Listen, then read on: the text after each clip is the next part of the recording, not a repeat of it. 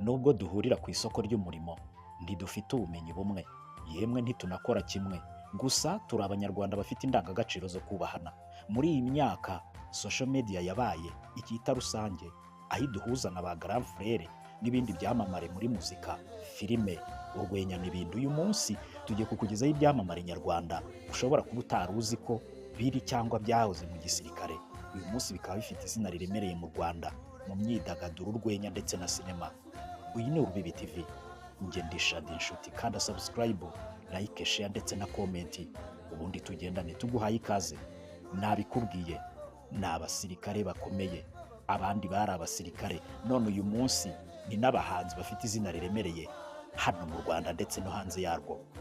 Ku mwanya wa gatandatu mu basitari babaye abasirikare dusanga hano mu Rwanda, turahasanga Uwihoreye Jean Bosco Mustapha wamenyekanye nka Ndimbati muri filime nyarwanda. Uyu munsi benshi nanjye ndimo batunguwe no kumenya ko Ndimbati yari umusirikare ubwo u Rwanda rwizihizaga kwibohora ku nshuro ya 27, hari ku itariki enye z'ukwa karindwi 2021.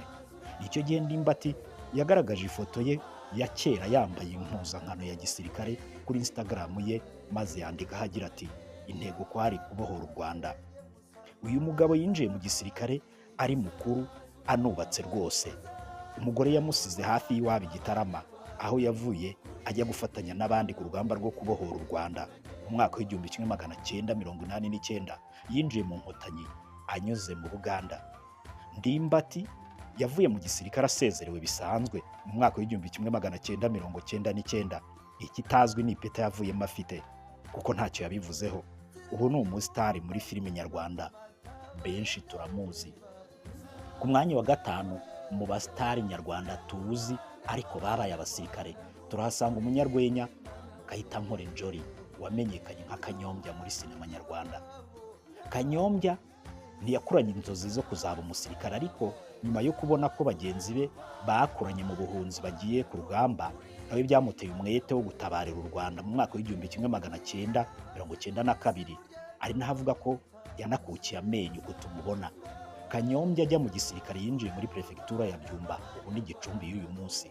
Uyu mugabo ngo yibuka ko mu gihe cya morale mu basirikare yabaga ari ku isonga. Kanyombya we yemera ko igisirikare yakimazemo imyaka 10 yose, ariko ntiyigeze atangaza ipeti yakivuyemo afite.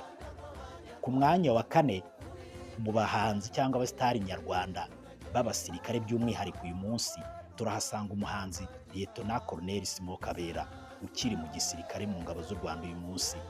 Lieutenant Colonel Simon Kabera ni umuhanzi wubatse izina mu ndirimbo zo kuramya no guhimbaza Imana, by'umwihariko akaba yaramamaye mu ndirimbo nka Mfashe Inanga, Munsi Yawo n'izindi.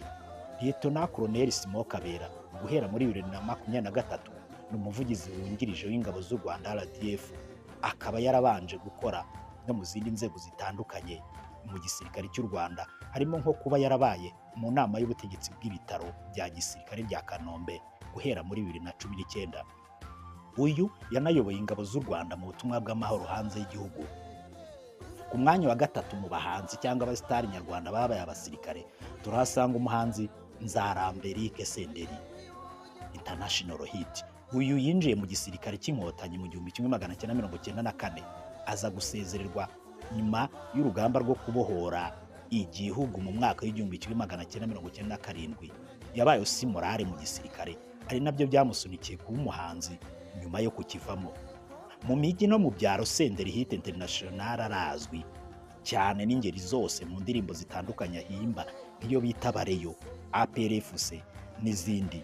Uyu Senderi nawe ntago twabashije kumenya ipeti yavuye mu gisirikare afite, kuko ntabwo rizwi. Ku mwanya wa kabiri mu bahanzi nyarwanda cyangwa abasitari bavuye cyangwa se babaye abasirikare, turahasanga retired Sergeant Munyenshoza Dieudonné uzwi nka Mibirizi. Uyu muhanzi wubatse izina mu ndirimbo zo kwibuka Jenoside yakorewe Abatutsi mu 1994, yinjiye mu ngabo z'u Rwanda zahoze ari RPA mu myaka 17 y'amavuko, hari mu 1993. Yinjiriye muri komine Butaro, ubu ni muri Burera y'uyu munsi. Uyu Munyenshoza Dieudonné yamaze mu gisirikare imyaka 23, akaba yarasezerewe mu 2016 afite ipeti rya Sergeant cyangwa Serija. azwi cyane mu ndirimbo zo kwibuka jenoside yakorewe abatutsi mu Rwanda mu 1994 nk'iyitwa Mibirizi n'izindi.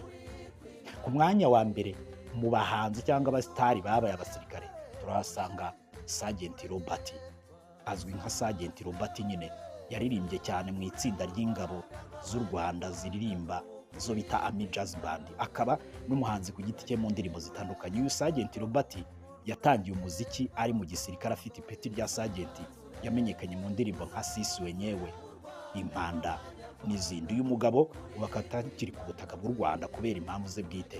Naha dusoreje ikiganiro twari twaguteguriye. Iyi ni Urubibi TV, njye ndi Shaddy Nshuti, kandi subscribe ubundi tugendane muri gahunda zose tugera hano ku Rubibi TV. Twagushimiye kubana natwe, Imana imugisha. Ciao ciao.